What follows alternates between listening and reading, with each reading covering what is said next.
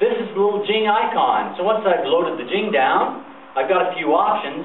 Here's the first one to look at that's most useful. It flashes capture at you. So one of the things that Jing can do for you is capture an image. So if I go and click on capture, I have an option here to set the screen to a certain size. So I have my little target here, and I'm just going to click on the go, and it's all good. Now I have an option. Down here I've got different options I can choose, and I'm going to choose down here in the bottom left hand corner, make it a little bigger for you, capture an image. Capture an image. Alright, so if I click on capture an image and just slide things back down, oh, I've got a picture here where I just picked up that piece of the desktop. So that piece of the desktop is now captured in a photographic image. Then with the image you can do fun things.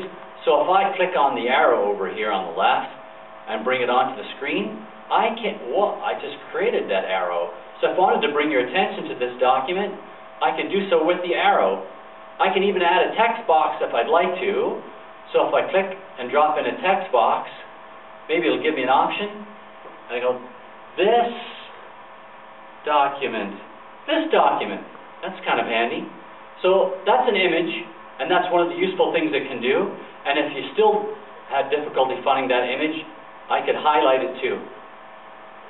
So I've put a text box and an arrow and a highlight. So it's kind of hard to miss the image, and the exciting part about this image is I can simply email it to you in the Jing. Right? So you can capture an image and email a Jing. Alright, let's get rid of that one because we gotta make some tracks here. I'm back up in my little Jing sunshine. I'm going to drop into I was in the capture, now I'm in the history because I have a few things I'd like to show you in history. So I click on my history. I've got my Jings lined up here for me. We've already looked at a particular document that you could capture. So if I was to show you this one, it would make sense. It's just another highlighted document. So I have that in my library. I'm going to move in the library though to this particular application, and it was quick background. I'm going to bring this up and just tell you the background. I needed to show folks who are suddenly part of my team how to do something on the computer. So if I click on that, good morning. 10 seconds. I'm A Leigh, Focus Group D leader. Welcome to Focus Group D.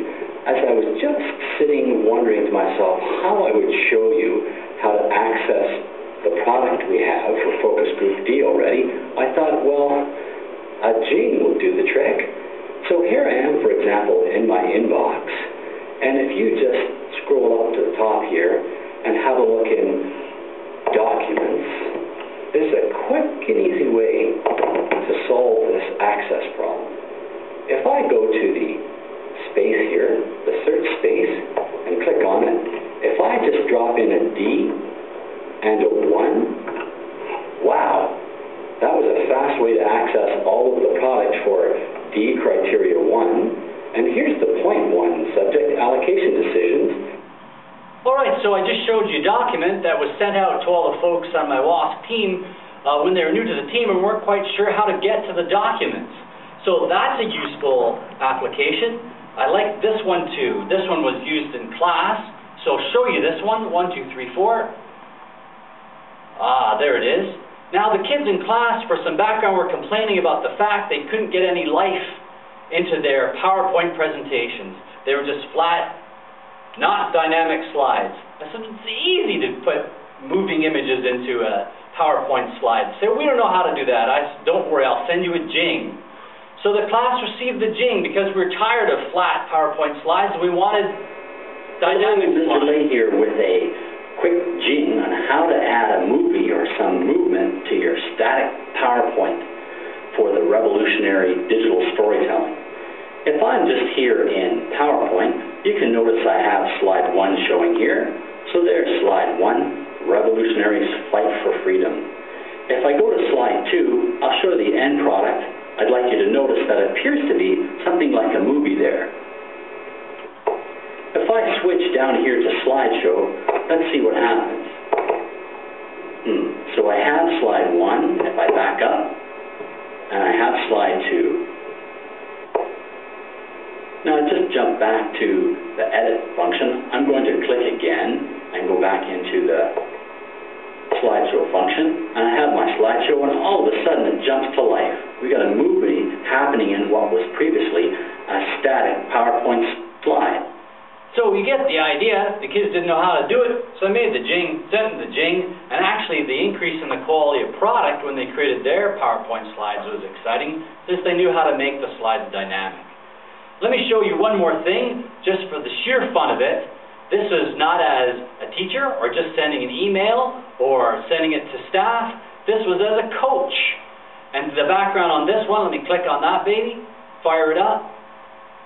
The background for this one is, we had a whole lot of folks coming into GSIS for a cross-country meet.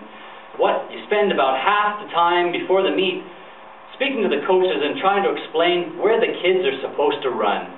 Well, instead of spending all that time, all the coaches that came to GSIS for the cross-country meet received this Jing. Good afternoon, and hello from the cross-country coaches at Suwon International School. I'm A Leigh, and my wife Lori-Ann Leigh are the coaches here.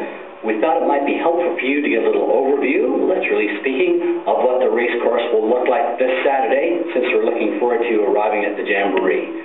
If you notice in the bottom right-hand corner here, this A is actually the school. Here's Suwon International School. For your purposes, behind the school, you will arrive at the front of the school. There's a turning area, and then behind the school is the meeting area, and we'll have areas designated for the teams to meet here in the amphitheater. The actual race, which begins...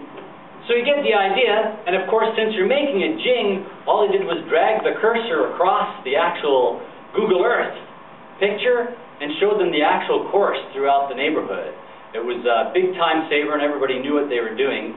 The coaches actually showed the Jing to their team members before they came to the cross-country meet. So there's a few quick applications, one just for the fun of it, one as a teacher, one as a team leader, and one as a coach, just to give you the idea of how useful a Jing can be. So if you like it, go to jing.com and get yourself started. It's a free download. Good luck with it.